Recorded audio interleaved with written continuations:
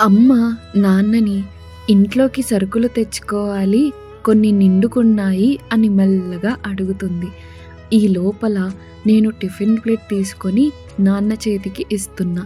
నాన్న అక్కడే ఉన్న కుర్చీలో కూర్చొని ప్లేట్ తీసుకుంటూ, సరే 2 రూపాయలు ఇస్తా, 60 పైసలు నూనె, 40 పైసలు కందిపప్పు, 20 పైసలు తాలింపులు, 10 పైసలు కారం, పసుపు, ఉప్పు, 50 పైసలు పెట్టి మార్కెట్లో కూరగాయలు అన్నీ కొనుక్కొని చిల్లర మిగిలితే నాకు తెచ్చి ఇవ్వడం మర్చిపోకు అని అన్నారు. ఒక్క క్షణం ఆశ్చర్యం తర్వాత చటుక్కున నవ్వాను నేను. అమ్మ తనని నాన్న ఏడిపిస్తున్నాడు అని అర్థమయ్యి వస్తున్న ఆ చిలిపి కోపాన్ని కంట్రోల్ చేసుకుంటూ, "ఆ, ఇంకా ఇవి మీ చిన్నప్పటి రోజులు అనుకున్నావా ఏంటి? 2 రూపాయలు తీసుకెళ్తే అన్నీ వచ్చేయడానికి" అని రివర్స్ డైలాగ్ వేసింది.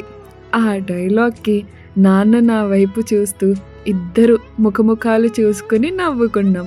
ఇంతలో ఒక 2 రోజులు ఎలాగోలా సర్దు ఆ తరువాత నేనే తీసుకొస్తా అని నాన్న అన్నారు.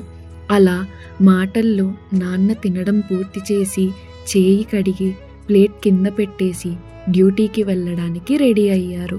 ఆయన వెళ్ళడానికి గేట్ ఓపెన్ చేశారు. అప్పటి వరకు మా ప్రపంచంలా ఉండే ఇల్లు ఆ గేట్ ఓపెన్ చేయగానే ఇల్లంతా రోడ్లో కనిపిస్తూ, రోడ్డు కూడా ఇంటి ప్రాంగణంలో ఒక భాగమేమో అన్నట్లు ఉంటుంది.